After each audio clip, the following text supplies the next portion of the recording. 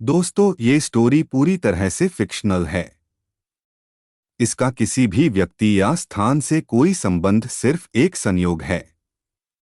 अगर कहानी अच्छी लगे तो प्लीज हमारे म्यूसिकारसा 777 चैनल को लाइक, सब्सक्राइब और कमेंट करें। धन्यवाद। दोनों कोचिंग स्टूडेंट्स हो तो यंग लोगों के पास बात करने के लिए बहुत कुछ होगा, मिंडी ने हंसते हुए कहा। हाय आल्ता, कैटलिन और जोशुआ, नताशा ने कहा। हाय नताशा, दोनों ने एक साथ जवाब दिया। जोशुआ की आंखों में जो इंटरेस्ट था वो नताशा को बिल्कुल पसंद नहीं आया। उसे लगा जैसे वो बाकी लोगों की तरह ही एरोगेंट है। लेकिन एक बात जो उसे पसंद आई वो थी ध्रुव की सादगी। उसकी नजरों में कोई फेक एक्सपेक्टेशन नहीं थी। लंच से पहले दोनों फैमिली के बीच ज्यादा बातचीत नहीं हुई। लंच के बाद नताशा ने बताया कि वो अपनी बेस्टीज के साथ शॉपिंग पर जाने वाली है। वो अब किसी और बात में इन्वॉल्व नहीं होना चाहती थी। उसने नोटिस किया कि उसकी माँ क्या प्लान कर रही थी, उसे जोशुआ के साथ जोड़ने की कोशिश। मिंडी ने कहा, बहुत अच्छा, जोशुआ को बाहर ले जाओ जबकि कैटलिन और मैं कुछ बात करती हूं। मॉम, मैं अपनी बेस्टीज के साथ जा रही हूं। वो सभी लड़कियां हैं, कोई लड़का मेरे साथ नहीं आएगा, नताशा ने झुंझलाते हुए कहा। अरे लड़के में क्या बुराई है? वो तुम्हारे सामान उठाने में हेल्प कर सकता है, वरना तुम सब कुछ अकेले कैसे उठाओगी? मिंडी ने तुरंत जवाब दिया। हाँ हाँ, मैं हेल्प कर सकता हूं नताशा, डोंट वरी। मैं फिट हूं और रेगुलर एक्सरसाइज करता हूं। मैं 100 किलो का सामान भी उठा सकता हूं।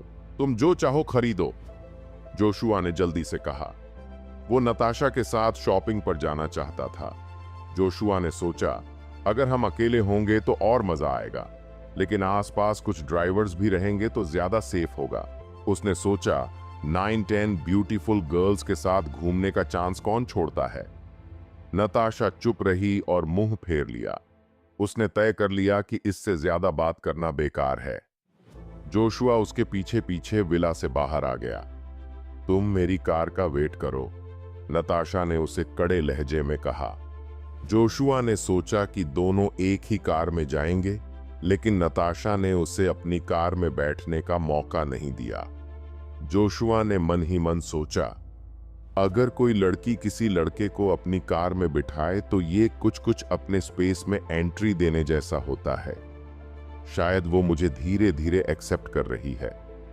इससे उसे काफी एक्साइटमेंट हुआ।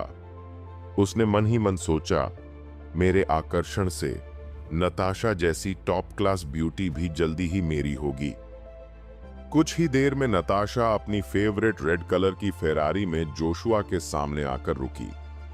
जोशुआ एक्साइटमेंट में आगे की पैसेंजर सीट का दरवाजा खोलने ही वाला था कि नताशा ने खिड़की नीचे करते हुए कहा, सॉरी जोशुआ, मेरी बेस्टी लड़कों के साथ शॉपिंग पर जाना पसंद नहीं करती, इसलिए तुम एंजॉय करो, बाय।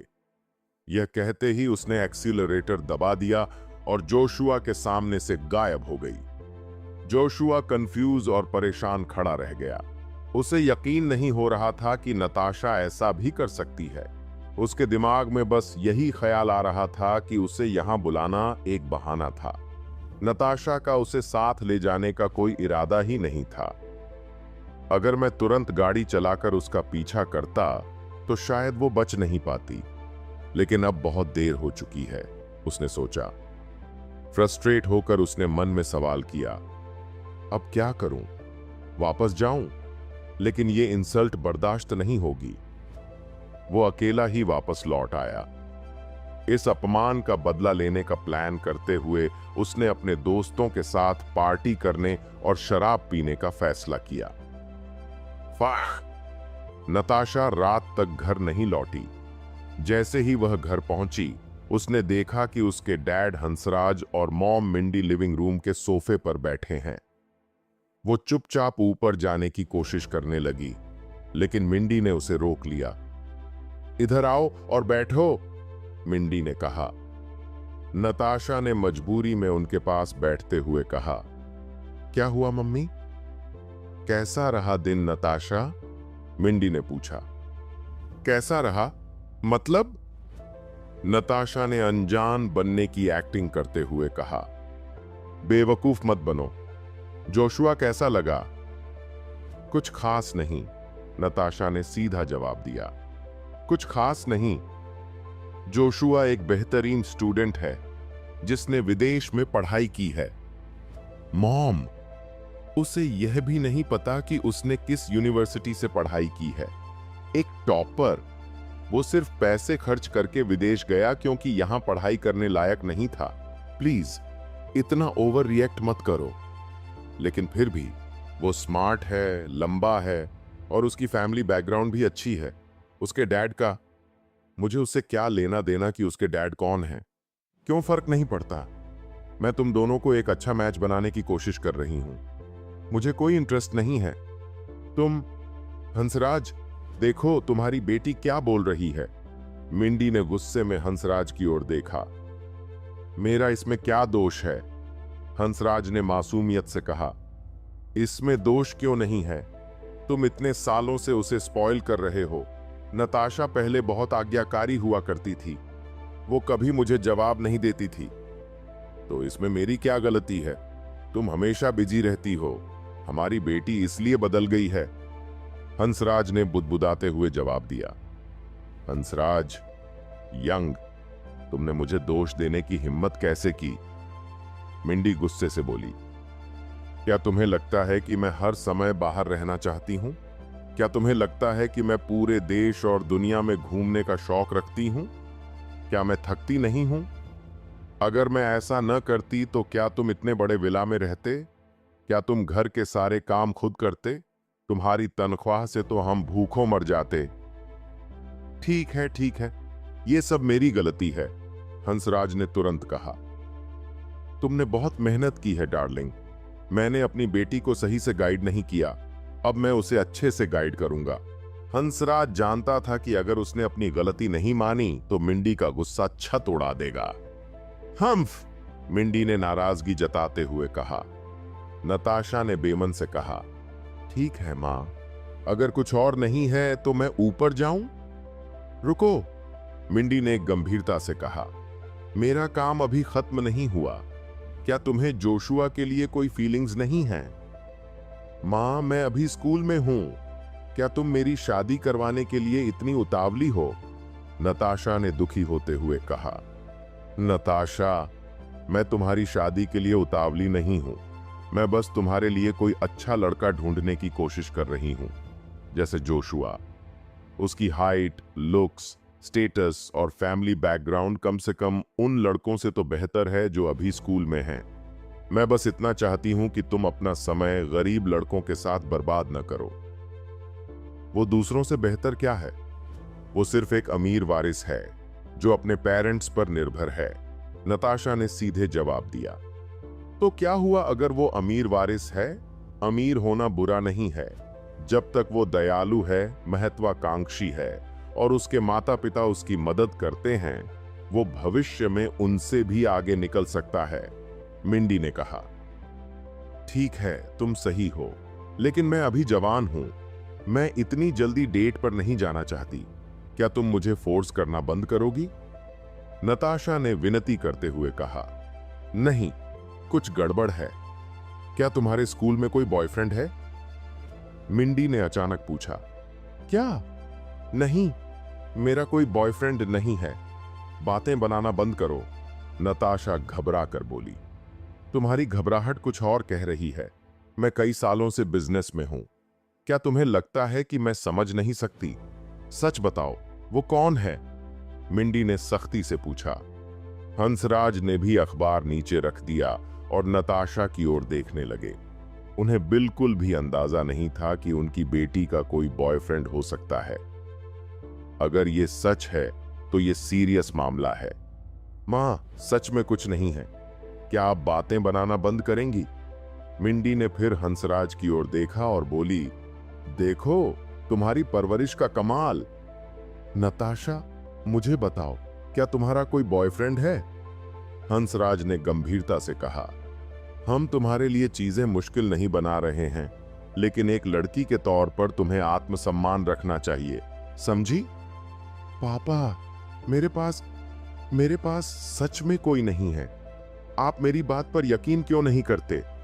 नताशा ने दुखी होकर जवाब दिया। क्या वह तुम्हारे साथ हाई स्कूल में था या तुम्हारे यूनिवर्सिटी में? जरा ठहरिए। हंसराज को अचानक कुछ याद आया। नताशा ने उनके साथ शू सिटी में 1 साल हाई स्कूल में पढ़ाई की थी। जब उसे वापस बुलाया गया तो उसने आने से इनकार कर दिया। उसने कहा था कि अब वह बड़ी हो गई है और उसे स्वतंत्र रहना सीखना चाहिए। उस वक्त उन्हें लगा था कि उनकी बेटी समझदार हो रही है। अब सोचते हुए उनके मन में एक ख्याल आया, क्या हो सकता है कि वह तब किसी के साथ थी? उस दौरान हम उससे मिलने कभी कभार ही गए थे। क्या वह लड़का तब हमारे साथ नहीं आया था? यह संभव है। हंसराज इस विचार से बेहद परेशान हो गए। किसी बदमाश ने मेरी बेटी को अपने जाल में फंसा लिया। उन्होंने सोचा कि अगर उन्हें वह लड़का मिल गया तो वे उसकी टांगें तोड़ देंगे। नताशा, मुझे सच बताओ, क्या सीनियर ईयर के दौरान तुमने मेरे कहने पर लौटने से इनकार इसलिए किया था क्योंकि तुम उसके साथ रह रही थी? क्या? मिंडी का गुस्सा अब फूट पड़ा। नताशा, तो तुम सीनियर ईयर में वापस इसलिए नहीं आना चाहती थी ताकि तुम उसके साथ रह सको? बोलो, क्या तुम उस समय उसके साथ रह रही थी? नताशा हैरान और परेशान थी। मां, पापा, आप किस बारे में बात कर रहे हैं? मैं किसी के साथ नहीं रह रही थी। क्या तुम सच में घोंसला छोड़ने के लिए तैयार थी? मिंडी चिल्लाई। हमें बताए बिना किसी और के साथ रहने की तुम्हारी हिम्मत कैसे हुई? क्या तुम हमें नाराज करना चाहती हो? मां, ऐसा कुछ नहीं हुआ। मैं किसी के साथ नहीं थी। नताशा लगभग रोने लगी। मिंडी का गुस्सा बढ़ रहा था। हंसराज, ये सब तुम्हारी गलती है। तुम्हें अपनी बेटी के बारे में कुछ पता ही नहीं था। तुमने बच्चों की परवरिश कैसे की? हंसराज चुप रहे। यह उनकी गलती थी। उन्हें समझ आ गया कि वह लड़का कौन था। ध्रुव, वही लड़का जिसने उनकी बेटी की जान बचाई थी और जो उसका सहपाठी भी था। उन्हें याद आया कि उस वक्त नताशा अक्सर ध्रुव का जिक्र किया करती थी। उन्होंने नताशा से कहा भी था कि उसे घर बुलाओ, लेकिन उसने हमेशा मना कर दिया। उस समय काम में व्यस्त होने के कारण उन्होंने इस पर ज्यादा ध्यान नहीं दिया। अब सोचते हुए उन्हें लग रहा था कि उन्होंने बड़ी गलती कर दी। उसके पास ध्रुव को धन्यवाद देने का भी समय नहीं था। अब ऐसा लग रहा था कि वह सच में एक पिता के रूप में अपने कर्तव्यों में असफल हो गया था। क्या यह ध्रुव है? हंसराज ने सीधा सवाल किया। पिताजी, मैं कभी किसी के साथ नहीं रही, नताशा ने झुंझलाकर कहा। ध्रुव कौन है? मिंडी ने उत्सुकता से पूछा। हंसराज ने मिंडी को बताया कि कैसे ध्रुव ने नताशा की जान बचाई थी। क्या? Delivery boy? नताशा, मैं तुम्हें बता रही हूं, मैं कभी भी तुम दोनों को साथ रहने की इजाजत नहीं दूंगी। डिलीवरी बॉय मेरी बेटी के लिए कैसे सही हो सकता है? मिंडी ने चौंकते हुए कहा। मां, खाना पहुंचाने में क्या बुराई है? और वैसे भी ध्रुव सिर्फ पार्ट टाइम काम करता है। ऐसा नहीं है कि वह हर समय यही करता है, नताशा ने गुस्से में जवाब दिया। मिंडी उसकी आलोचना कर सकती थी, लेकिन ध्रुव को नहीं। ध्रुव ने उसे बचाने के लिए अपनी जान जोखिम में डाली थी। तो तुम ये मान रही हो? मिंडी को ऐसा लगा कि उसका ब्लड प्रेशर बढ़ गया है। क्या उसकी बेटी किसी ऐसे लड़के के साथ डेटिंग कर रही थी जो खाना डिलीवर करता था? वह यह कैसे स्वीकार कर सकती थी? नताशा हमेशा से ही उसका गौरव रही थी। उन्होंने बिना किसी कसर छोड़े नताशा को छोटी उम्र से प्रशिक्षित किया था। नताशा मेहनती थी। वह पियानो बजा सकती थी, शतरंज खेल सकती थी, सुलेख लिख सकती थी, गा सकती थी, नाच सकती थी और लगभग हर कला में निपुण थी। सबसे बड़ी बात यह थी कि मिंडी ने नताशा का आत्मविश्वास और शिष्टाचार विकसित किया था। मिंडी को हमेशा लगता था कि जहां भी नताशा जाती थी वहीं आकर्षण का केंद्र बन जाती थी। लेकिन अब उनकी इतनी परफेक्ट बेटी ने एक डिलीवरी बॉय के साथ रहना चुना था। भले ही वह डिलीवरी बॉय न भी हो, लेकिन वह हाई स्कूल में पढ़ाई के बजाय पार्ट टाइम काम कर रहा था। उसका परिवार कितना समृद्ध हो सकता था? नहीं। मिंडी ने तय कर लिया कि वह ध्रुव को नताशा की जिंदगी बर्बाद नहीं करने देगी। तुम्हें उससे तुरंत अलग हो जाना चाहिए, मिंडी ने आदेश दिया। नहीं, मैं ध्रुव के साथ रहना चाहती हूं। उसने मुझे बचाने के लिए अपनी जान दांव पर लगाई। ये ठीक है कि तुम उसे धन्यवाद नहीं देती, लेकिन ऐसा कैसे कह सकती हो? नताशा की आंखों से आंसू बहने लगे। नताशा, ध्रुव ने तुम्हारी जान बचाई और हम इसके लिए आभारी हैं, लेकिन सिर्फ इसी वजह से तुम्हें उसके साथ रहने का फैसला नहीं लेना चाहिए। यह प्यार नहीं है। तुम सिर्फ उसकी दयालुता का बदला चुकाना चाहती हो। तुम भविष्य में खुश नहीं रहोगी। हंसराज ने समझाने की कोशिश की। पिताजी, आपको कैसे पता कि हम खुश नहीं होंगे? ध्रुव दृढ़ चित्त, महत्वाकांक्षी, आशावादी और खुश मिजाज है। वह जोशुआ से 100 गुना बेहतर है, जिसका परिचय मां ने अभी करवाया था। तुम मुझे गुस्सा दिलाने की कोशिश कर रही हो।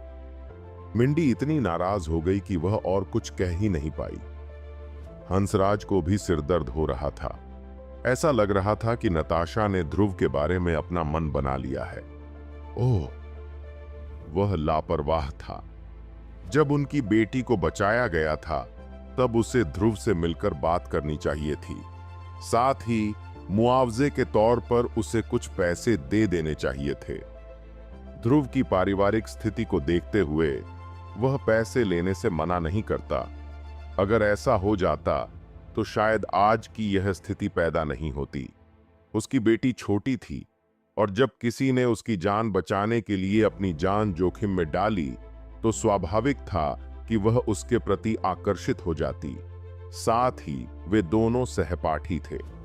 रोज एक साथ समय बिताने से उनके बीच भावनाएं विकसित होना स्वाभाविक था। अब सवाल था कि उन्हें क्या करना चाहिए। हंसराज को ज्यादा परवाह नहीं थी। अगर ध्रुव सच में वैसा था जैसा नताशा ने कहा, तो वह उनके डेटिंग के खिलाफ नहीं था। उन्होंने हमेशा अपनी बेटी को समझदार और आज्ञाकारी माना था, लेकिन अब अचानक उसने अपने माता पिता को बिना बताए इतना बड़ा कदम उठाया था। यह उनके लिए चौंकाने वाला था। इसके अलावा वे दोनों लगभग 1 साल तक साथ साथ रहे और हंसराज और मिंडी को यह भी पता नहीं था कि वह लड़का कौन है। अब जब उन्हें पता चला कि ध्रुव वही है जिसने नताशा की जान बचाई थी, तो वह ज्यादा नाराज नहीं थे। जो इंसान किसी की जान बचाने के लिए अपनी जान जोखिम में डाल सकता है, वह निश्चय ही एक दयालु व्यक्ति होगा। उन्हें पैसे और पृष्ठभूमि की उतनी परवाह नहीं थी। अगर ध्रुव उनकी बेटी को खुश रखता और उसका ख्याल रखता, तो यह काफी था। उनके पास खुद काफी धन संपत्ति थी। उनके अनुसार बहुत अधिक धन का क्या फायदा? लेकिन मिंडी की सोच इससे अलग थी। मिंडी ने सालों तक व्यापार जगत में संघर्ष किया था और कई प्रतिष्ठित परिवारों के लड़कों को जानती थी। ध्रुव जैसे छोटे शहर के लड़के का उनकी सोच में कोई स्थान नहीं था। इसके अलावा मिंडी बहुत स्वाभिमानी महिला थी। अगर उसके दोस्तों या बिजनेस पार्टनर्स को पता चलता कि उसका दामाद एक डिलीवरी बॉय है, तो मिंडी शर्म से जमीन में गड्ढा खोदकर छुप जाना चाहेगी। क्या सिरदर्द है। एक तरफ उनकी बेटी थी, दूसरी तरफ उनकी पत्नी। हंसराज को समझ नहीं आ रहा था कि क्या करे। हंसराज, तुम क्या सोचते हो? यह सब तुम्हारी गलती है। हमारी बेटी एकदम आज्ञाकारी थी। अभी कुछ साल ही हुए हैं और देखो तुमने उसे कैसा बड़ा किया है। मैं इतनी मेहनत क्यों कर रही हूं? मिंडी ने गुस्से में कहा। क्यों न हम पहले ध्रुव से मिल लें? हंसराज ने धीरे से सुझाव दिया। उससे मिलें? एक छोटे से काउंटी के लड़के से मिलने का क्या फायदा? मिंडी ने तुनकते हुए कहा। मां, मैं आपको ध्रुव के बारे में इस तरह बात नहीं करने दूंगी। नताशा गुस्से में बोल पड़ी। तुम सचमुच मुझे नाराज करना चाहते हो, है ना? ठीक है, बहस करना बंद करो तुम दोनों, हंसराज ने कहा। मुझे लगता है हमें ध्रुव से मिलना चाहिए। उसने हमारी बेटी की जान बचाई है। उसके बिना वह अब भी यहां नहीं बैठी होती। फिर हमारे जीवन का क्या मतलब है? क्या तुम्हें ऐसा नहीं लगता डार्लिंग? मिंडी ने चुप्पी साध ली। वह अनुचित नहीं थी। उसे इस बात की खुशी थी कि ध्रुव ने उसकी बेटी को बचाने के लिए अपनी जान जोखिम में डाली। लेकिन सिर्फ किसी की जान बचाकर वह नताशा को चुरा नहीं सकता था। अगर ध्रुव ग्रीनवुड यूनिवर्सिटी में उसकी बेटी का सहपाठी होता और किसी अच्छे परिवार से ताल्लुक रखता तो शायद उसे स्वीकार करना आसान होता। लेकिन ध्रुव एक छोटे से काउंटी से था और वह किसी स्थापित परिवार का भी नहीं लगता था। यह बात मिंडी के लिए स्वीकार करना मुश्किल थी। उसकी बेटी नताशा इतनी होनहार थी। आज जोशुआ और उसकी मां की प्रतिक्रिया देख लो। ह्यूस्टन परिवार कितना समृद्ध था, सैकड़ों अरब डॉलर की संपत्ति वाला परिवार, और ऐसे परिवार का वारिस उसकी बेटी से अपनी नजरें नहीं हटा पा रहा था। अगर ध्रुव उसका दामाद बन गया तो मिंडी के बिजनेस के दोस्तों को यह बात पता चल जाती। फिर वह अपनी सामाजिक छवि कैसे बचा पाती? नहीं, यह नहीं हो सकता। फिर भी ध्रुव से मिलना फायदेमंद हो सकता था। मिंडी उसे यह समझा सकती थी कि उसके और नताशा के बीच कितना बड़ा अंतर है। फिर उसे कुछ पैसे देकर नताशा से दूर जाने के लिए मना लेती। ध्रुव जैसे छोटे काउंटी के लड़के ने शायद कभी $1,00,000 देखे भी नहीं होंगे। तो फिर यह तय है। यह सोचते हुए मिंडी ने नताशा की ओर मुड़कर कहा, नताशा, मुझे दोष मत दो। मैं पहले भी ऐसी स्थिति में रह चुकी हूं और मैं हर वक्त तुम्हारे साथ रहना चाहती हूं। घर पर अपने पति और बच्चों की देखभाल करना चाहती हूं। लेकिन तुम्हारे पिता इतने अच्छे नहीं हैं। उनका कम वेतन हमें भूखा तो नहीं मरने देता, लेकिन तुम्हारे लिए मैं हमेशा सबसे अच्छा चाहती हूं। इसलिए मैंने कड़ी मेहनत की। वरना तुम्हें लगता है कि तुम्हारे पास इतना बड़ा घर और इतनी बड़ी कार कैसे है? मेरा विश्वास करो, मैं तुम्हें चोट नहीं पहुंचाऊंगी। मिंडी की यह बात सुनकर नताशा का दिल और भी भारी हो गया। जब मिंडी ने शुरुआत में उसकी आलोचना की थी, तब वह इतनी बुरी तरह से दुखी नहीं हुई थी। लेकिन अब जब उसकी मां इतने विचारशील और समझदार लहजे में बात कर रही थी, तो यह और भी मुश्किल हो गया। नताशा जानती थी कि इतने सालों तक अपने परिवार को एक अच्छी जिंदगी देने के लिए उसकी मां ने कितना संघर्ष किया था, लेकिन वह ध्रुव को भूल नहीं सकी। 3 साल बीत चुके थे, तब से वे कभी नहीं मिले थे, लेकिन वह आज भी ध्रुव को अपने दिल से निकाल नहीं पाई थी। उसके दिमाग में अभी भी वह चेहरा ताजा था जब ध्रुव ने उसकी जान बचाई थी। भावनाएं ऐसी चीज नहीं थीं जिन्हें आप जबरदस्ती दबा सकें। क्या यूनिवर्सिटी में कोई उसके पीछे नहीं पड़ा था? उसने किया, अनेक बार। वे कितने सारे थे। ग्रीनवुड यूनिवर्सिटी जैसे शीर्ष विश्वविद्यालय में देश और दुनिया भर से सबसे बेहतरीन और टैलेंटेड लोग पढ़ने आते थे। वहां तो जोशुआ से भी कई बेहतर लोग थे, लेकिन उसके मन में उनके लिए कोई फीलिंग्स नहीं थीं।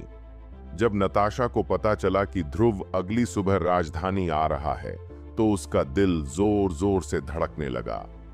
उसकी सांसें तेज हो गईं और खून जैसे रफ्तार पकड़ चुका हो। मां, मुझे पता है आपने इतने सालों में कितना स्ट्रगल किया है, और यह भी समझती हूं कि आप मेरे लिए बेस्ट चाहती हैं, लेकिन मैं ध्रुव को भूल नहीं पा रही हूं। नताशा ने रोते हुए मिंडी को गले लगा लिया। सब ठीक है, सब ठीक है। चलो पहले ध्रुव से मिलते हैं। मिंडी ने उसकी पीठ थपथपाते हुए उसे चुप कराया। मिंडी ने मन में सोचा कि शुरुआत यहीं से करनी होगी। सबसे सही तरीका यही होगा कि वह ध्रुव को उनके बीच का अंतर समझा दे और उम्मीद करे कि वह खुद ही पीछे हट जाएगा। हंसराज ने गहरी सांस ली। वह असहाय महसूस कर रहा था। उसकी पत्नी मिंडी ने हमेशा अपनी लाइफ को कंपटीशन की तरह जिया था। उसे दूसरों से मुकाबला करना पसंद था।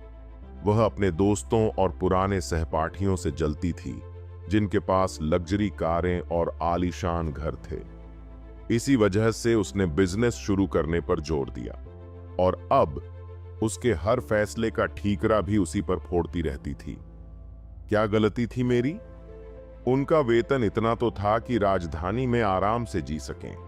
अगर थोड़ी फुर्सत मिलती तो और भी बेहतर हो सकता था, लेकिन मिंडी ऐसी बात कर रही थी जैसे उनकी कमाई से घर का खर्च चलाना भी मुश्किल हो रहा हो। पला की इस सा आने की उसने ये भी माना कि पिछले कुछ साल वाकई मिंडी के लिए थोड़े मुश्किल भरे रहे। फिर भी अगर हंसराज इस समय अपने पोस्ट पर न होता तो शायद मिंडी का बिजनेस इतना आसानी से नहीं चल पाता। क्या वह सोचती है कि पैसा पेड़ों पर उगता है? फिर भी उसे पता था कि मिंडी का संघर्ष परिवार को आगे ले जाने के लिए था। उसकी कोशिशों से पिता और बेटी दोनों को काफी फायदा हुआ। मां और बेटी देर तक गले लगी रहीं। जब मिंडी ने देखा कि नताशा अब थोड़ा शांत हो गई है तो उसने पूछा, नताशा, ध्रुव अभी क्या कर रहा है? वह साउथ रिवर प्रांत में साउथ रिवर यूनिवर्सिटी में पढ़ रहा है, नताशा ने कहा। South river university? वह भी बुरी नहीं है। यह तो टॉप 10 यूनिवर्सिटी में आती है। अच्छा, जब तुम लोग इतनी दूर रहते हो तो एक दूसरे से कितनी बार मिल पाते हो? मिंडी ने थोड़ा ठहर कर पूछा। यह सवाल सुनते ही नताशा को लगा कि अब वह सच नहीं बता सकती। अगर उसके माता पिता को पता चल गया कि उसने और ध्रुव ने अभी तक डेटिंग भी शुरू नहीं की है तो शायद वे उसे कभी मौका ही न दें।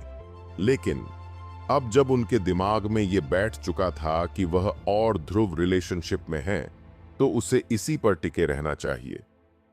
जो हो चुका है उसे बदला नहीं जा सकता और शायद यही एक तरीका है उन्हें मनाने का। यह अनिश्चित है। कभी कभी ध्रुव छुट्टियों में कैपिटल सिटी आने का टाइम निकाल लेता है और मैं कुछ दिनों के लिए उससे मिल लेती हूं, नताशा ने धीरे से कहा। उसे अपने पेरेंट्स से झूठ बोलने की आदत नहीं थी। तो तुम लोग यूनिवर्सिटी के दौरान हर छुट्टी में मिलते हो? मिंडी ने पूछा। हाँ, नताशा ने जवाब दिया। तो तुमने अपने फाइनल ईयर में पापा के साथ वापस आने से भी मना कर दिया सिर्फ ध्रुव की वजह से? नताशा ने झुंझलाते हुए कहा। हाँ। तुम... मिंडी इतना गुस्से में थी कि उसके शब्द नहीं निकल रहे थे। तो अगली बार कब मिल रही हो उससे? ध्रुव ने कहा है कि वह कुछ दिनों में कैपिटल सिटी आ रहा है। ठीक है, जब वह यहां आए तो उसे हमारे घर बुला लेना। हम उससे मिलेंगे और शुक्रिया कहेंगे। मिंडी ने शुक्रिया पर जोर देते हुए कहा। उसने कहा कि उसे यहां कुछ काम है, नताशा ने धीरे से कहा। उसके जैसे यूनिवर्सिटी के लड़के को क्या काम होगा?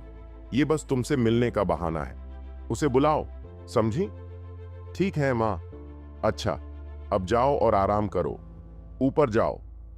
गुड नाइट मां और पापा, नताशा ने कहा और अपने कमरे में चली गई। अब उसे सोचने की जरूरत थी कि वह ध्रुव को घर कैसे बुलाए और पेरेंट्स से बातचीत कैसे करवाए। लिविंग रूम में अब हंसराज और मिंडी अकेले थे। हंसराज, अब हम क्या करेंगे? मिंडी ने दबे गुस्से के साथ पूछा। डार्लिंग, पहले शांत हो जाओ, हंसराज ने उसे समझाया। मैं शांत कैसे रह सकती हूं? नताशा पहले बहुत आज्ञाकारी थी। वह मुझसे कभी बहस नहीं करती थी और अब वह एक डिलीवरी बॉय के लिए मुझसे बहस कर रही है। पियानो, शतरंज, पेंटिंग, डांसिंग, सिंगिंग और सोशल एटिकेट्स जो मैंने उसे सिखाने के लिए इतनी मेहनत की, सब बेकार हो गया है, मिंडी ने गुस्से से कहा। वे बेकार कैसे हैं? वह तो अच्छा कर रही है ना? हंसराज ने पूछा। अरे, वो कैसे बेकार नहीं है? अगर नताशा ने ध्रुव से शादी कर ली तो वह एक छोटे से घर में रहेगी। नौकरानी तक रखने की औकात नहीं होगी। उसे ग्रोसरी लानी पड़ेगी, खाना बनाना पड़ेगा, कपड़े धोने होंगे, साफ सफाई करनी होगी और बच्चों की देखभाल भी करनी पड़ेगी। क्या ये सारे हुनर बेकार नहीं हो जाएंगे? कुछ सालों में वह थकी हारी अधेड़ औरत बन जाएगी। ये लड़की हमें इतना निराश क्यों कर रही है? वह मेरी भावनाएं क्यों नहीं समझती? तो तुम वहीं रहोगी ना? तुम इतनी पैसे कमाती हो, उनकी थोड़ी मदद कर देना, हंसराज ने शांत स्वर में कहा। तुम हंसराज, क्या तुम चाहते हो कि वह ध्रुव के साथ रहे? मिंडी ने गुस्से से आंखें घुमाई। अरे, ये तो तुमने ही कहा था, अब फिर से मुझे क्यों दोष दे रही हो? हंसराज ने मासूमियत से पूछा। अगर नताशा ने ध्रुव से शादी की तो मैं उन्हें एक भी पैसा देने के बजाय अपना पूरा पैसा दान कर दूंगी, मिंडी ने झुंझलाते हुए कहा। उन्हें तकलीफ सहने दो, अपनी पसंद की जिंदगी जीने दो, मिंडी ने गुस्से में कहा। क्या आप सच में अपनी बेटी को इतना संघर्ष करते हुए देखना चाहती हैं? क्या आप चाहती हैं कि वह किराने का सामान खरीदे, खाना बनाए, कपड़े धोए, सफाई करे और बच्चों की देखभाल करे और फिर एक खूबसूरत यंग लड़की कुछ सालों बाद आपसे भी बड़ी दिखने लगे? मिंडी का गुस्सा जैसे फटने वाला था। ठीक है, शायद हम इसे बदल सकते हैं।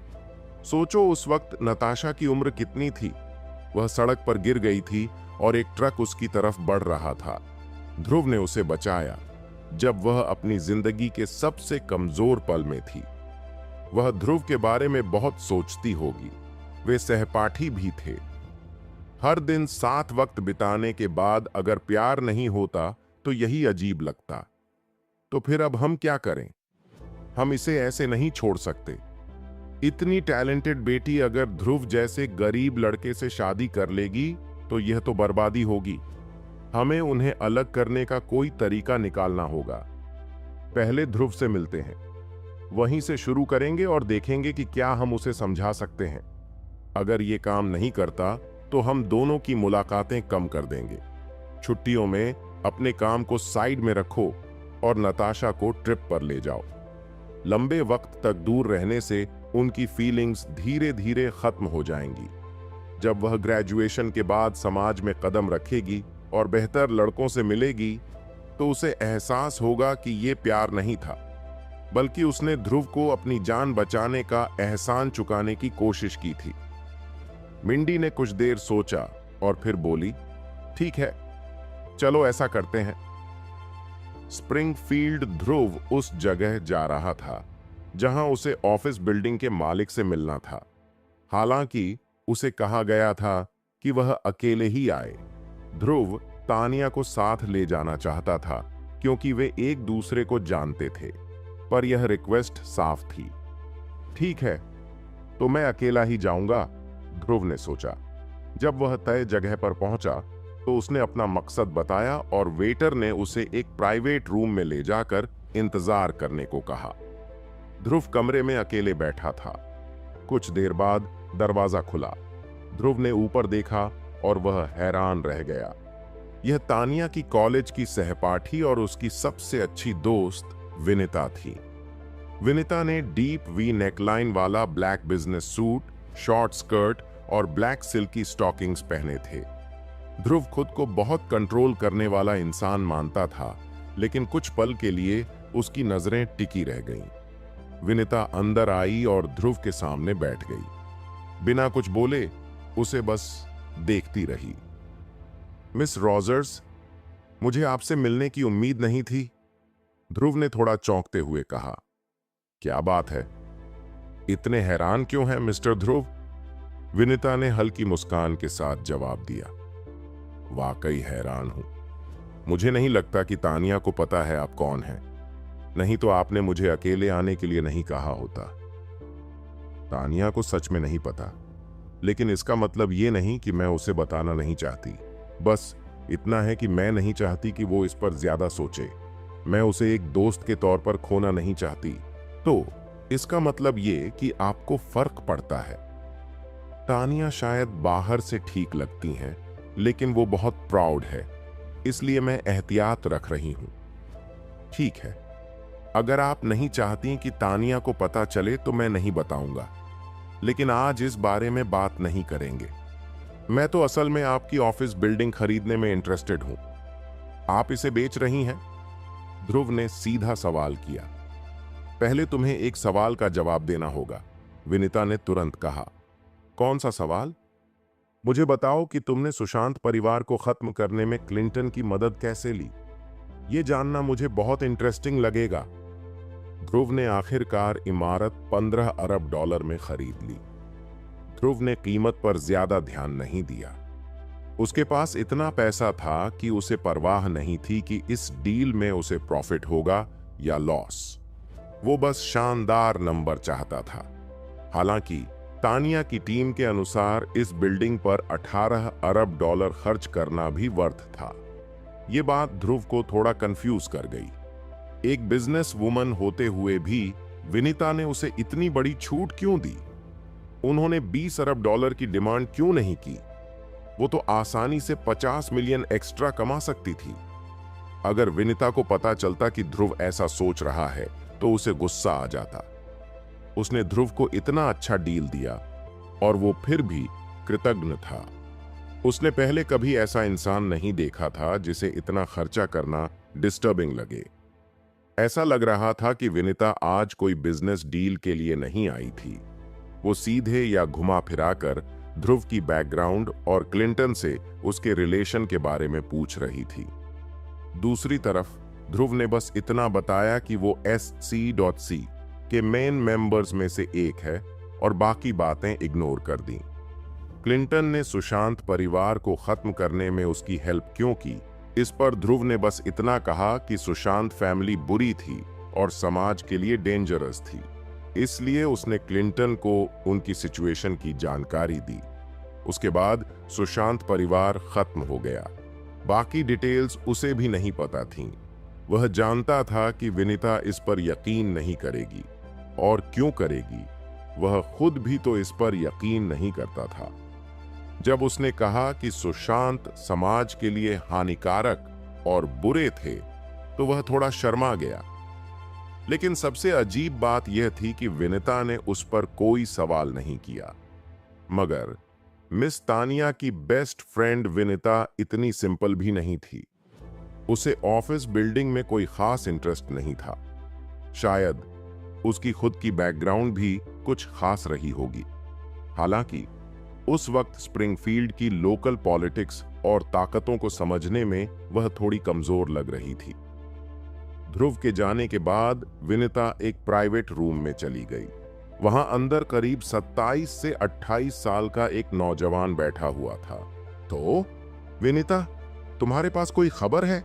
उस आदमी ने पूछा। कुछ खास तो नहीं मिला, लेकिन उसकी बातों से कुछ हिंट जरूर मिला है। वैसे टोनी, ध्रुव ने कहा कि वह SC.C का मुख्य मेंबर है। क्या वह फ्यूचर में हमारा दुश्मन बन सकता है? विनीता ने टोनी की तरफ देखते हुए कहा। यह युवक कोई और नहीं, विनीता का भाई टोनी रॉजर्स था। वह स्प्रिंगफील्ड के टॉप 4 परिवारों में से एक, रॉजर्स फैमिली का तीसरा वारिस भी था। जरूरी नहीं S.C भी पूरी तरह एकजुट नहीं है। ध्रुव और कुशल दोनों मुख्य सदस्य हैं। क्या उन्होंने एक दूसरे से मरने तक लड़ाई नहीं की थी? इसलिए हमें देखना होगा कि आगे क्या होता है, टोनी ने शांत लहजे में जवाब दिया। फिर ठीक है, विनीता ने चैन की सांस ली। वह ध्रुव को अपना दुश्मन नहीं बनाना चाहती थी। तानिया और विनीता कॉलेज टाइम से बेस्ट फ्रेंड्स तो बताओ, तुम्हारी और ध्रुव की क्या बात हुई? टोनी ने पूछा। विनीता ने ध्रुव के साथ हुई बातचीत टोनी को विस्तार से बता दी, पर टोनी को अभी भी यह नहीं समझ आया कि ध्रुव कौन था और उसकी बैकग्राउंड क्या थी। असल में क्लिंटन के लिए एक दिन में कुशल फैमिली का खात्मा करना आसान था, लेकिन इसकी कीमत चुकानी पड़ी थी। उन्होंने इस काम के लिए भारी रकम खर्च की थी। एक तरफ कुशल S.C के मुख्य मेंबर्स में से एक थे। अगर क्लिंटन ऐसा करती तो बाकी मुख्य मेंबर्स क्या सोचते? यह स्वाभाविक था कि इससे S.C के मेंबर्स के बीच डाउट और डिस्ट्रस्ट बढ़ता और उनकी इंटरनल स्ट्रक्चर कमजोर हो सकती थी। दूसरी तरफ कुशल सिल्वा के आदमी थे। अगर क्लिंटन ने उन्हें टारगेट किया तो सिल्वा का हस्तक्षेप करना लाजमी था, लेकिन सिल्वा ने चुप्पी साध रखी थी। इसका मतलब यह हो सकता था कि क्लिंटन और सिल्वा के बीच कोई सीक्रेट डील हुई हो। शायद सिल्वा ने कुशल को खोने का फैसला किया हो, भले ही इससे उन पर सवाल उठते। सिल्वा को चुप रखने के लिए क्लिंटन को बड़ी कीमत चुकानी पड़ी होगी। उस एनालिसिस के अनुसार ध्रुव की पहचान के बारे में केवल 2 पॉसिबिलिटीज थीं। पहली कि क्लिंटन भी ध्रुव को नाराज नहीं कर सकते थे, इसलिए उन्होंने ध्रुव का पक्ष लेने के लिए सब कुछ दांव पर लगा दिया। अगर ऐसा था तो ध्रुव की आइडेंटिटी काफी डरावनी थी। कम से कम वह ऐसा इंसान नहीं था जिसे स्प्रिंगफील्ड में कोई इंसल्ट कर सके। दूसरी कि क्लिंटन को ध्रुव की मदद की जरूरत थी और ध्रुव उनके लिए कुशल परिवार को खत्म करने की कीमत से कहीं ज्यादा इंपॉर्टेंट थे। ये पहली पॉसिबिलिटी जितनी डरावनी नहीं थी, लेकिन खुद में काफी अलार्मिंग थी। किसी भी केस में ध्रुव कोई साधारण आदमी नहीं था। क्या तुमने कहा कि ध्रुव तुम्हारी बेस्ट फ्रेंड का बॉस है? टोनी ने पूछा। हाँ, मैं उसे अपना दुश्मन नहीं बनाना चाहती। तानिया यूनिवर्सिटी से ही मेरी बेस्ट फ्रेंड रही है और वो ध्रुव के प्रति बहुत लॉयल है। मैं उसे किसी परेशानी में नहीं डालना चाहती, विनीता ने जवाब दिया। तो फिर ध्रुव को अपने पक्ष में लाने की कोशिश करो, उसे अपना दोस्त बनाओ। लेकिन वह S.CC का मुख्य मेंबर है, हमारा एनिमी SCC नहीं है। हमारी प्रॉब्लम तो सिर्फ वो औरत है। इसी बीच ध्रुव ईस्ट लीग इंटरनेशनल के टेम्पोरेरी ऑफिस में वापस आ गया, जो अब जल्द ही ईस्ट लीग इंटरनेशनल की प्रॉपर्टी बनने वाला था। जैसे ही वह ऑफिस में दाखिल हुआ, तानिया वहां आ गई। मिस्टर ध्रुव, कैसा रहा? तानिया ने पूछा। यह फाइनलाइज हो गया है। कंपनी $15 बिलियन में इमारत खरीदेगी। अब से यह ईस्ट लीग इंटरनेशनल की स्प्रिंगफील्ड ब्रांच होगी। प्रॉपर्टी ओनर के साथ कॉन्ट्रैक्ट पर साइन करने के लिए तुरंत किसी को अरेंज करो, ध्रुव ने कहा। $15 बिलियन? इतना सस्ता? क्या आपको यकीन है? तानिया ने आश्चर्य से पूछा। उनकी टीम ने एनालाइज किया था कि इमारत की कीमत $18 बिलियन होनी चाहिए, लेकिन ध्रुव ने इसे 15 बिलियन में खरीद लिया। ऐसा लग रहा था कि वो काफी अच्छे नेगोशिएटर थे। हाँ, $15 बिलियन, ध्रुव ने कंफर्म किया। वो खुद भी थोड़ा सरप्राइज्ड था। ये तो ठीक था कि तानिया ने इस डील में उसे पैसे बचाने में मदद की, लेकिन ये बात समझ से परे थी कि विनीता ने खुद उसे पैसे बचाने में मदद क्यों की।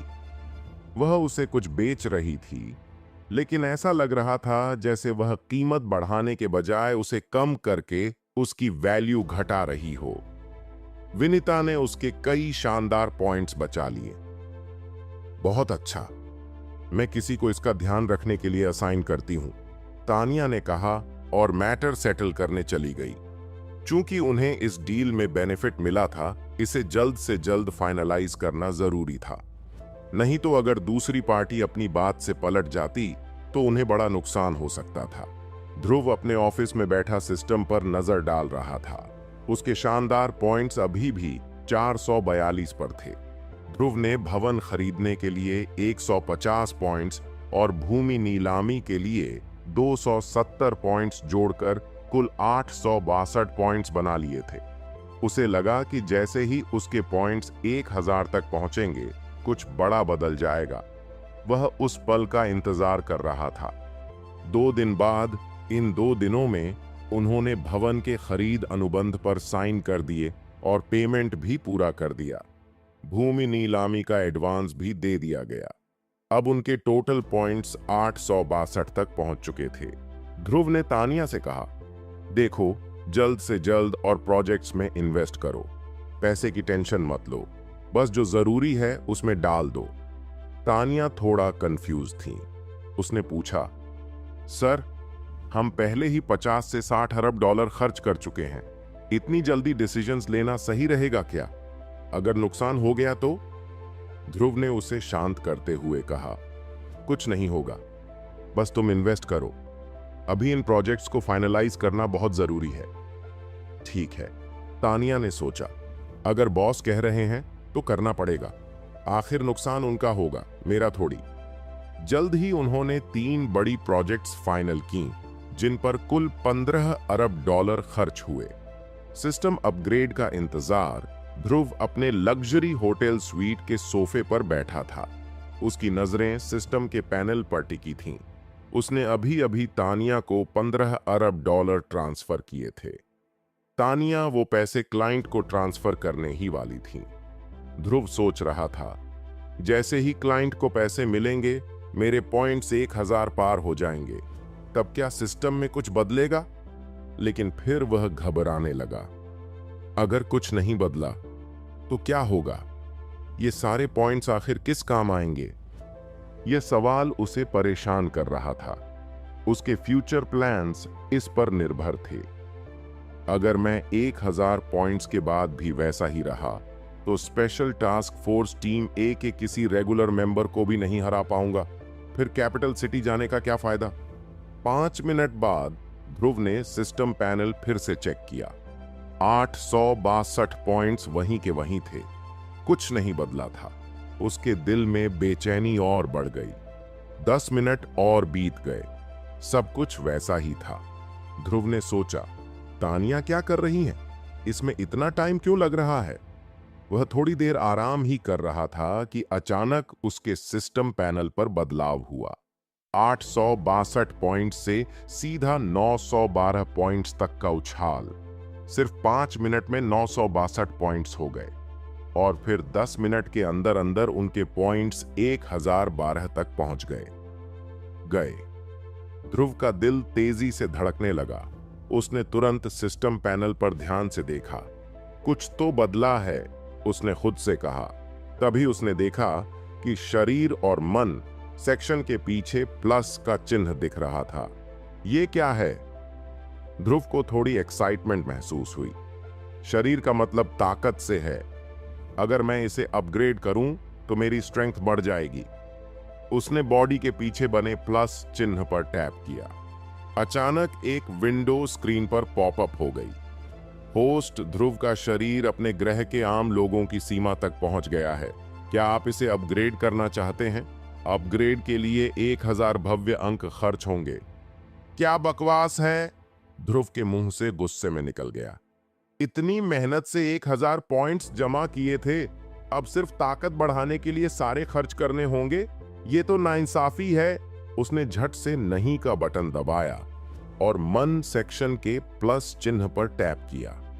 फिर से एक विंडो पॉपअप हुई। होस्ट ध्रुव की मानसिक शक्ति उनके ग्रह के आम लोगों की सीमा तक पहुंच गई है। क्या आप इसे अपग्रेड करना चाहते हैं? अपग्रेड के लिए 1000 भव्य अंक खर्च होंगे। ये भी वही कहानी है, ध्रुव ने बुदबुदाया। थोड़ा सोचने के बाद उसने फैसला किया कि सबसे पहले अपनी ताकत यानी बॉडी को अपग्रेड करना चाहिए। मानसिक ताकत भी जरूरी है, उसने सोचा। इससे मैं अपनी सोच और प्रतिक्रिया की स्पीड बढ़ा सकता हूं, लेकिन फिलहाल मेरी प्रायोरिटी ताकत बढ़ाना है। वह वापस बॉडी सेक्शन पर गया और बिना कोई वक्त बर्बाद किए प्लस चिन्ह पर क्लिक किया। सिस्टम ने उसके 1000 लैविश पॉइंट्स तुरंत काट लिए। अब उसके पास सिर्फ 16 पॉइंट्स बचे थे। ओह, ये कैसा फील हो रहा है? ध्रुव ने महसूस किया कि उसके शरीर में एक तेज गर्मी फैलने लगी है। पसीना उसके माथे से टपकने लगा। मुझे ठंडे पानी की जरूरत है। वह तुरंत बाथरूम की तरफ भागा। उसने बाथटब को ठंडे पानी से भरा और झट से उसमें बैठ गया। अब वह धीरे धीरे महसूस कर रहा था कि उसका शरीर बदल रहा है। कितना आरामदायक है, ध्रुव ने कहा, लेकिन बुखार जारी रहा। 5 मिनट बाद उसकी त्वचा पर काला और चिपचिपा पदार्थ दिखाई दिया, जिसकी बदबू बहुत भयानक थी। इसके अलावा उसकी मांसपेशियां इतनी तेज खुजली करने लगीं कि उसे पागल बना दिया। क्या यह वही शारीरिक बदलाव है जिसके बारे में सिस्टम ने कहा था? ध्रुव ने खुद को साफ करने की कोशिश की और बाथटब में ताजा पानी भर लिया। उसने यह प्रक्रिया कई बार दोहराई। लगभग आधे घंटे के बाद वह पूरी तरह से शांत हो गया और उसका बुखार भी गायब हो गया। जब ध्रुव टब से बाहर निकला तो उसने अपने शरीर को गौर से देखा। पहली नजर में कोई स्पष्ट बदलाव नहीं दिखा, हालांकि वह महसूस कर सकता था कि उसकी ताकत में बड़ा सुधार हुआ है। मुझे इसे टेस्ट करना होगा। ध्रुव ने सोचा कि जॉर्डन के साथ फिर से मुकाबला करना मजेदार होगा। वह देखना चाहता था कि क्या अब वह बिना किसी खरोंच के उसके हमलों को झेल सकता है। जॉर्डन अब तक का सबसे ताकतवर इंसान था जिससे ध्रुव का सामना हुआ था। उसने सिस्टम पैनल की तरफ देखा। बाकी सब कुछ वैसा ही था, लेकिन शरीर सेक्शन अब सामान्य सीमा से बदलकर असाधारण स्तर 1 हो गया था। यह अच्छा है, ध्रुव को संतोष हुआ। अब वह अपनी ताकत को और भी बेहतर बना सकता था। अगर साधारण सीमा ही आखिरी पड़ाव होती तो सिस्टम बेकार होता। सौभाग्य से सिस्टम ने उसे निराश नहीं किया। हालांकि अब उसे और ज्यादा लैविश पॉइंट्स की जरूरत थी, फिर भी उसे उम्मीद थी जैसे जैसे उसकी ताकत बढ़ रही थी वैसे वैसे वह और ज्यादा साहसपूर्वक खर्च कर सकता था। पहले वह 8 से 10 अरब डॉलर खर्च करने में हिचकिचाता था। अब 100 अरब डॉलर खर्च करना उसके लिए कोई बड़ी बात नहीं थी। मैं ताकतवर हूं, मेरी बैकग्राउंड भी इतनी स्ट्रांग है कि मैं अपने पैसे को बेधड़क खर्च कर सकता हूं, ध्रुव ने मन ही मन कहा। अब उसका प्लान बड़ा था। वह और ताकतवर बनेगा, सैकड़ों अरब खरब और फिर दसियों खरब डॉलर खर्च करेगा। उसके पास कभी खत्म न होने वाली लैविश पॉइंट्स की सप्लाई होगी। लेकिन यह सब सिर्फ ताकतवर बनने के लिए नहीं था। मुझे दुनिया की इकॉनमी को कंट्रोल करने वाली सबसे मजबूत ताकतों को खड़ा करना है। ध्रुव ने अपने भीतर की एम्बिशन को महसूस किया। जब मैं कैजुअली अपने पैर भी पटकूंगा तो ग्लोबल इकॉनमी हिल जाएगी। ये ख्याल उसे रोमांच और संतुष्टि से भर देता। जब ध्रुव अपनी इमेजिनेशन में खोया हुआ था, तब दूसरी तरफ ईस्ट लीग इंटरनेशनल का नाम स्प्रिंगफील्ड में मशहूर हो रहा था। हर बार जब कोई ग्रुप सक्सेसफुल फंडिंग हासिल करता तो उसकी लोकप्रियता को बढ़ाने के लिए और स्टॉक मार्केट में लिस्टिंग की तैयारी के लिए एक प्रेस कॉन्फ्रेंस होती। हाल ही में स्प्रिंगफील्ड में हुई कई प्रेस कॉन्फ्रेंसों में ईस्ट लीग इंटरनेशनल का नाम बार बार लिया जा रहा था। धीरे धीरे मीडिया ने इस पर ध्यान देना शुरू कर दिया। एक न्यूज आउटलेट ने ईस्ट लीग इंटरनेशनल के इन्वेस्टमेंट का हिसाब लगाया। नतीजा हैरान करने वाला था। 1 महीने से भी कम समय में ईस्ट लीग इंटरनेशनल ने अकेले स्प्रिंगफील्ड में लगभग 100 बिलियन डॉलर का इन्वेस्टमेंट किया था। इतना पैसा कहां से आया? जैसे ही यह खबर सामने आई, यह चारों ओर सुर्खियां बटोरने लगी। एक अनजान कंपनी ने स्प्रिंगफील्ड में 100 अरब डॉलर का निवेश कर दिया था। स्प्रिंगफील्ड जैसे बड़े शहर में ऐसा कभी नहीं हुआ था। धीरे धीरे मीडिया और लोग ईस्ट लीग इंटरनेशनल की बैकग्राउंड खंगालने लगे, लेकिन उन्हें सिर्फ इतना पता चला कि यह कंपनी हाल ही में बनी थी। इसका हेड ऑफिस साउथ रिवर प्रांत के रिवर सिटी में था। इसके पास गोल्डन लीफ होटल था, जो साउथ रिवर प्रांत का इकलौता 8 सितारा होटल था और जिसकी कीमत लगभग 20 अरब डॉलर थी। इसके अलावा इसने हाल ही में स्प्रिंगफील्ड की दर्जनों कंपनियों में निवेश किया था और एक बड़ी ऑफिस बिल्डिंग खरीदी थी। कंपनी की कुल संपत्ति 100 अरब डॉलर से भी ज्यादा थी। सबसे चौंकाने वाली बात यह थी कि ईस्ट लीग इंटरनेशनल के चेयरमैन का नाम ध्रुव था। वह केवल 21 साल का था और अभी भी एक यूनिवर्सिटी स्टूडेंट था। कैसे? मीडिया को ध्रुव के बारे में और कुछ नहीं मिला। इसके अलावा ध्रुव कंपनी के 100% शेयर का मालिक था। इसका मतलब था कि वह अकेले अरबों डॉलर का मालिक था। एक 21 साल का रहस्यमय अरबपति? मीडिया इस कहानी को लेकर पागल हो गया। अगर वे ध्रुव से जुड़ी कोई खास जानकारी निकाल लेते तो यह उनके लिए एक बड़ी खबर बन जाती। लेकिन लाख कोशिशों के बाद भी मीडिया को सिर्फ उसका नाम और उम्र पता चल पाई। उनके पास उसका एक फोटो तक नहीं था। कंपनी के हर फाइनेंसिंग इवेंट में तानिया, कंपनी की मैनेजिंग डायरेक्टर, हिस्सा लेती थीं। तानिया ध्रुव की प्रवक्ता बन चुकी थीं। जैसे जैसे यह कहानी रहस्यमय होती गई, लोगों और मीडिया की दिलचस्पी बढ़ने लगी। स्प्रिंगफील्ड में ईस्ट लीग इंटरनेशनल की पहचान और प्रतिष्ठा बढ़ने लगी। और फिर इसी बीच ध्रुव ने एक बड़ा कदम उठाया। उसने कंपनी की तरफ से एक अनाउंसमेंट करवाया, जिन्हें इन्वेस्टमेंट या फंडिंग की जरूरत है वे ईस्ट लीग इंटरनेशनल से संपर्क कर सकते हैं। अगर वे हमारी टीम के इंस्पेक्शन में पास हो जाते हैं तो उन्हें फंडिंग मिलेगी। इस अनाउंसमेंट के बाद ढेर सारे लोग और कंपनियां ईस्ट लीग इंटरनेशनल से जुड़ने लगीं। हर कोई अपने ड्रीम को पूरा करने के लिए फंड चाहता था। इनमें से कई को सिर्फ लाखों डॉलर की जरूरत थी, जबकि कुछ बड़ी कंपनियां करोड़ों में डील करना चाहती थीं। यहां तक कि कुछ लोगों को करोड़ों और अरबों डॉलर तक की फंडिंग चाहिए थी। स्वाभाविक था कि ध्रुव इन सभी रिक्वेस्ट्स को एक्सेप्ट करना चाहता था। आखिर उसके पास इस समय ज्यादा पॉइंट्स नहीं थे और उसे जल्दी से जल्दी ज्यादा पॉइंट्स चाहिए थे। लेकिन तानिया ने उसकी ये बात नहीं मानी। उसने कहा कि कंपनी के फ्यूचर डेवलपमेंट को ध्यान में रखते हुए किसी भी इन्वेस्टमेंट से पहले डिटेल्ड चेकिंग जरूरी है। ध्रुव इस मामले में ज्यादा कुछ नहीं कर सकता था। आखिर तानिया ही यह सब संभाल रही थीं और उसके पैसे बचाने में मदद कर रही थीं। इसके अलावा वह उसे अपनी असली मंशा नहीं बता सकता था, इसलिए उसने समझौता कर लिया। उसने तानिया से बस इतना कहा कि कुछ स्टैंडर्ड्स को थोड़ा कम कर दे, ताकि ज्यादा से ज्यादा लोगों को इन्वेस्टमेंट देने का ऑप्शन खुला रहे।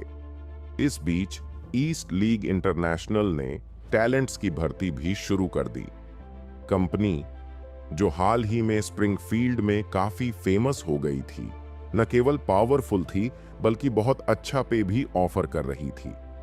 जैसे ही भर्ती की जानकारी बाहर आई, इसने हर फील्ड के बेस्ट लोगों को अपनी ओर खींच लिया। 2 दिन के अंदर ही कंपनी की टीम दर्जनों लोगों से बढ़कर 200 से ज्यादा हो गई। हालांकि ईस्ट लीग इंटरनेशनल सिर्फ हाई क्लास प्रोफेशनल्स को ही भर्ती कर रही थी। यह देखते हुए उन्होंने नए ग्रेजुएट्स को अपनी लिस्ट से बाहर कर दिया। इससे यूनिवर्सिटी के छात्रों में नाराजगी फैल गई। उन्होंने इंटरनेट पर ईस्ट लीग इंटरनेशनल की आलोचना शुरू कर दी और कंपनी पर अपनी पॉलिसी चेंज करने का दबाव डालने की कोशिश की। स्टूडेंट्स चाहते थे कि कंपनी उन्हें भी मौका दे। यह नाराजगी इसलिए भी ज्यादा थी क्योंकि ईस्ट लीग इंटरनेशनल का वेतन इतना ज्यादा था कि बाकी कंपनियां इसके आगे कुछ नहीं थीं। कंपनी उसी रोल के लिए बाकी कंपनियों से 3 गुना ज्यादा वेतन दे रही थी। कुछ पोजीशंस पर यह मार्केट रेट से 5 गुना ज्यादा ऑफर कर रही थी। इसलिए नेचुरली स्टूडेंट्स हार मानने को तैयार नहीं थे। लेकिन क्या इससे कंपनी पर कोई असर पड़ा? बिल्कुल नहीं। ध्रुव का इरादा यह था कि वह ज्यादा वेतन देकर एक्सपीरियंस्ड प्रोफेशनल्स को अपनी टीम में लाए। उसे ऐसे लोग चाहिए थे जिन्हें तुरंत काम पर लगाया जा सके, न कि उन्हें ट्रेनिंग देकर तैयार करना पड़े। हालांकि ध्रुव भी एक यूनिवर्सिटी का स्टूडेंट था और उसे पता था कि यह बात बाकी छात्रों के लिए अनुचित लग सकती है, लेकिन उसकी स्थिति अलग थी। कंपनी एक तेज ग्रोथ के फेज से गुजर रही थी। नई प्रतिभाओं को तैयार करने का समय उसके पास नहीं था। उसने सोचा कि इस फेज के खत्म होने और कंपनी के स्टेबल होने के बाद वह निश्चित रूप से नए ग्रेजुएट्स की भर्ती के बारे में सोचेगा। एक इन्वेस्टमेंट कंपनी को वैसे भी बहुत ज्यादा लोगों की जरूरत नहीं होती। इस समय उसके लिए सबसे जरूरी था एक मजबूत लीगल टीम तैयार करना, क्योंकि जैसे जैसे कंपनी का इन्वेस्टमेंट बढ़ता वैसे वैसे कानूनी मामले भी बढ़ते। इसलिए अगर कोई प्रसिद्ध वकील था तो ईस्ट लीग इंटरनेशनल उनका खुले दिल से स्वागत करता ताकि वे टीम का हिस्सा बन सकें। ध्रुव ने पॉल से कहा कि वह सुरक्षा विभाग के लोगों को स्प्रिंगफील्ड लेकर आए। हालांकि रिवर सिटी कंपनी का हेडक्वार्टर था, लेकिन अब ध्यान स्प्रिंगफील्ड पर था। इन सुरक्षा कर्मियों में वे लोग शामिल थे जो विदेशों में भाड़े के सैनिकों, मैरिनरीज के तौर पर काम कर चुके थे। ये लोग कंपनी के कर्मचारियों की सुरक्षा सुनिश्चित करते और जरूरत पड़ने पर ड्राइवर की ड्यूटी भी निभाते। अब पॉल की सिक्योरिटी टीम में 30 से ज्यादा लोग हो चुके थे। एक और व्यस्त हफ्ता काफी बिजी बीता। कंपनी नई इन्वेस्टमेंट कंपनियों का इंस्पेक्शन करने और नए एम्प्लॉयज को रिक्रूट करने में व्यस्त थी। तानिया भी बहुत व्यस्त रही। वह अलग अलग मीटिंग्स और कॉन्फ्रेंस में हिस्सा ले रही थी, लेकिन ध्रुव, वह पूरी तरह फ्री था। असल में वह बॉस था और उसे सब कुछ डेली मैनेज करने की जरूरत नहीं थी। वह हर दिन स्टारी नाइट होटल के सबसे लग्जरी सूट में रहता और अपने शानदार पॉइंट्स को धीरे धीरे बढ़ते हुए देखता। क्यों नहीं जा रहा था ऑफिस? इस समय स्प्रिंगफील्ड के मीडिया का पूरा ध्यान ईस्ट लीग इंटरनेशनल के फाउंडर यानी ध्रुव को ढूंढने पर था, लेकिन वह अभी सामने नहीं आना चाहता था। हफ्ते भर में उसके शानदार पॉइंट्स में धीरे धीरे 300 से ज्यादा का इजाफा हुआ। अब उसके पास कुल 328 पॉइंट्स हो चुके थे। यही वजह थी कि ध्रुव बार बार कैपिटल सिटी की अपनी यात्रा को टाल रहा था। उसके लिए इस समय सबसे जरूरी चीज थी ज्यादा से ज्यादा शानदार पॉइंट्स कमाना। बाकी सब इंतजार कर सकता था। इस बीच ईस्ट लीग इंटरनेशनल धीरे धीरे स्प्रिंगफील्ड के इन्वेस्टमेंट कम्युनिटी में फेमस हो रहा था। इस पॉपुलैरिटी ने न सिर्फ मीडिया बल्कि कई बड़ी कंपनियों का भी ध्यान खींचा। यह सब ध्रुव के लिए फायदेमंद था। इसका असर उसके शानदार पॉइंट्स में हो रहे इजाफे में साफ दिख रहा था। इसीलिए इसे रोकने के बजाय उसने तानिया से कहा कि कंपनी को प्रमोट करने के लिए और पैसे खर्च करे। कंपनी को जितना ज्यादा पॉपुलर बनाओगी, उतने ही ज्यादा जरूरतमंद लोग हमारी ओर आकर्षित होंगे, उसने तानिया से कहा। स्पेशल टास्क फोर्स का सहारा अगर ध्रुव नेशनल स्पेशल टास्क फोर्स का हिस्सा नहीं होता, तो शायद वह ऐसा कदम उठाने की हिम्मत नहीं करता। उसकी पोजीशन अभी भी उतनी मजबूत नहीं थी। भले ही रिवर सिटी लूथर फैमिली ने उसकी पहचान छुपाने में मदद की थी, लेकिन बड़े घरानों और मीडिया से खुद को लंबे समय तक छुपाना मुश्किल होता। आखिरकार लूथर फैमिली की ताकत स्प्रिंगफील्ड के बड़े घरानों से कम थी, लेकिन अब स्थिति बदल चुकी थी। स्पेशल टास्क फोर्स में शामिल होने के बाद उसकी फाइलें टीम ए द्वारा मिटा दी गई थीं। इसका मतलब था कि अब न मीडिया और न ही बड़े परिवार उसकी असली पहचान जान सकते थे। यही कारण था कि अब वह बिना झिझक पैसे खर्च कर पा रहा था। ध्रुव ने कमरे में इधर उधर चलते हुए खुद से कहा, अगर मेरी पहचान कभी बाहर आ गई तो ये बताना बहुत मुश्किल हो जाएगा कि इतना पैसा आखिर आया कहां से। उसे जल्दी से अपनी ताकत बढ़ानी थी। उसने सोचा, राष्ट्रीय विशेष कार्य बल स्पेशल टास्क फोर्स की मदद से मैं अपनी पावर में तेजी से सुधार कर सकता हूं। ध्रुव जानता था कि जब उसकी ताकत और सपोर्ट सिस्टम दोनों मजबूत हो जाएंगे तो वो किसी भी बड़ी ताकत से टकराने के लिए तैयार होगा। तब पहचान उजागर होने से कोई फर्क नहीं पड़ेगा। पिछले कुछ दिनों से वह स्टारी नाइट होटल के एक कमरे में ठहरा हुआ था। हर दिन वहां रहना उसके लिए बोरिंग हो गया था। उसने खिड़की से बाहर देखते हुए सोचा, हां, पॉइंट्स धीरे धीरे बढ़ रहे हैं, लेकिन यह बंद कमरा मुझे पागल कर देगा। अब उसके पास 300 से ज्यादा शानदार अंक, लग्जरी पॉइंट्स थे। उसे बेसब्री से इंतजार था कि वो कौशल स्तंभ, स्किल कॉलम फिर से ट्राई करे। पिछली बार जब उसने इसे यूज किया तो वो 18 ड्रैगन टैमिंग पंच सीखने में फेल हो गया था। 10 शानदार अंकों का दंड काट लिया गया। ध्रुव ने मायूसी से सोचा, उस समय तो मेरे पास पॉइंट्स भी कम थे। उस गलती ने मुझे परेशान कर दिया था। अब जब उसके पास ज्यादा पॉइंट्स थे तो उसने फिर से कौशल जोड़ने का फैसला किया। उसने खुद से कहा, इस बार मुझे ध्यान से सोचना होगा। पहले की तरह लापरवाही से कुछ भी ऐड नहीं कर सकता। दरअसल ध्रुव के पास अभी ताकत तो थी, लेकिन कोई खास मार्शल आर्ट स्किल नहीं थी। उसने अपने बारे में सोचा, मुझे हमेशा अपनी ताकत से ही फाइट करनी पड़ती है। जो लोग मुझसे कमजोर होते हैं उन्हें हराना आसान है, लेकिन अगर कोई मेरे जितना या मुझसे ज्यादा ताकतवर हुआ तो सिर्फ पावर से काम नहीं चलेगा। उसकी मानसिक शक्ति भी काफी मजबूत थी। वह सोच रहा था, मेरी मेंटल पावर उस लेवल के लोगों से भी ज्यादा है, लेकिन अगर मैं इसे मार्शल आर्ट्स स्किल्स के साथ जोड़ दूं तो मेरी ताकत कई गुना बढ़ जाएगी। ध्रुव जानता था कि उसे अपनी पूरी क्षमता का इस्तेमाल करना है और दुश्मनों को ज्यादा से ज्यादा नुकसान पहुंचाना है, लेकिन इस बार उसने ठान लिया था कि वो कोई भी कदम सोच समझकर उठाएगा।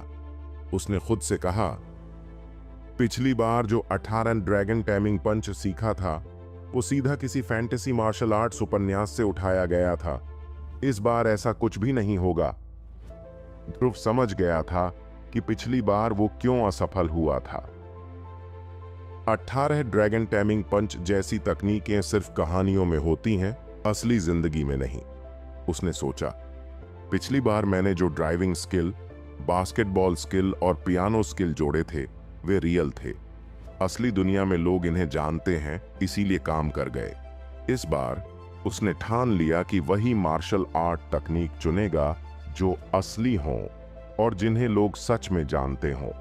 ध्रुव ने लैपटॉप ऑन किया और इंटरनेट पर मॉडर्न मार्शल आर्ट्स की लड़ाई की तकनीकें खोजनी शुरू की। थोड़ी देर की रिसर्च के बाद उसे कई फाइटिंग स्टाइल्स मिलीं, जैसे shadow boxing, singing spring fist, form intention fist और 8 एक्सट्रीमिटीज फिस्ट। ध्रुव ने सोचा, मुझे ऐसी तकनीक चाहिए जो स्ट्रॉन्ग और एग्रेसिव हो। ये सॉफ्ट स्टाइल मेरे काम की नहीं। काफी सोचने के बाद उसने singing spring fist, form intention fist और 8 एक्सट्रीमिटीज फिस्ट पर फोकस किया। शैडो बॉक्सिंग को उसने सीधे रिजेक्ट कर दिया, ये तो बहुत सौम्य है। अंत में ध्रुव ने 8 एक्सट्रीमिटीज फिस्ट को ट्राई करने का फैसला किया। उसने खासकर इसकी माउंटेन लीन तकनीक को चुना। उसे लगा, ये मेरे लिए ही बनी है। इस तकनीक का फायदा था कि यह शरीर की ताकत और फिटनेस को बेहतर तरीके से दिखाने में मदद करती थी। माउंटेन लीन की आखिरी चाल पूरी तरह ताकत और फिजिकल पावर पर निर्भर थी। ध्रुव ने गहरी सांस लेते हुए कौशल कॉलम में 8 एक्सट्रीमिटीज फिस्ट को जोड़ा। तुरंत एक पॉपअप विंडो खुल गई। क्या होस्ट ध्रुव नया कौशल 8 एक्सट्रीमिटीज फिस्ट जोड़ना चाहते हैं? इसके लिए 100 भव्य अंक खर्च होंगे। ध्रुव चौंक गया। क्या बकवास है, उसने बड़बड़ाया। अब एक स्किल जोड़ने के लिए 100 पॉइंट्स? पहले तो सिर्फ 10 पॉइंट्स लगते थे, ये तो सीधे प्राइस बढ़ा रहे हैं। काफी देर तक सोचने के बाद उसने कहा, चलो ठीक है, हाँ। उसने सोचा, वैसे भी इन भव्य पॉइंट्स को इकट्ठा करना अब इतना मुश्किल नहीं रहा। यह स्किल मेरी ताकत को बढ़ाने के लिए बहुत जरूरी है। 100 पॉइंट्स कट गए। अब उसके पास सिर्फ 228 पॉइंट्स बचे थे। स्किल ऐड होने के बाद ध्रुव को अजीब सा महसूस हुआ। ऐसा लगा जैसे उसके दिमाग के अंदर कई नए आइडियाज घुस रहे हों। पहले ये फीलिंग सिर्फ कुछ सेकंड के लिए होती थी, लेकिन इस बार ये 5 मिनट तक चली। फाइनली जब ये प्रोसेस खत्म हुआ तो ध्रुव ने राहत की सांस ली।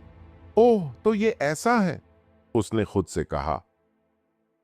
दोस्तों, आपको यह एपिसोड कैसा लगा हमें कमेंट करके जरूर बताएं और इस वीडियो को लाइक और शेयर करना ना भूलें। चलिए मिलते हैं एक नए एपिसोड के साथ।